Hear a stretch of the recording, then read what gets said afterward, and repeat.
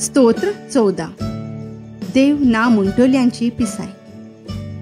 आपल्या मनांत पिसो म्हणटा, देव म्हणल्यार नाच. कुसडी बुरशीं असल्यांची कर्तुबां बरो मनीस म्हणलेलो एकलो पर्यंत ना. आदामांच्या भुरग्यांचेर स्वर्गार्थावन सर्वेस्पर नदर मारता. तांचे मदें एकलो तरी शाणो आसत, देवाक सोदतलो कोण तरी मेळत. सगल्यांनी बरो मारोग सोडून दिला. सगल्यांची चाल जावन गेल्या नश्टी. बरो मनीस म्हणलेलो नाच, ना एकलो पर्यंत ना. ह्या पाप्यांक केन्नाच गिन्यान येवचें ना काय?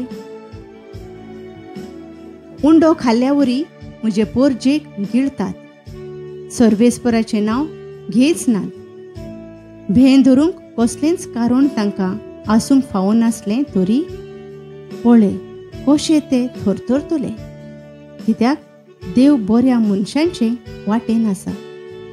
दुबळ्यांच्या विस्वासाची तुमी फकाणां करतात ती करात. एक मात खरें, सर्वेस्पर ताचो आसरो.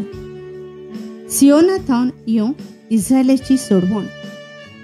जेन्ना सर्वेस्पर आपले पोरजेक गुलामपणांतली सोडयतलो तेन्ना जाकोब आनंदार मुरगोडटलो आनी इस्रायलाक भोगतलो संतोष.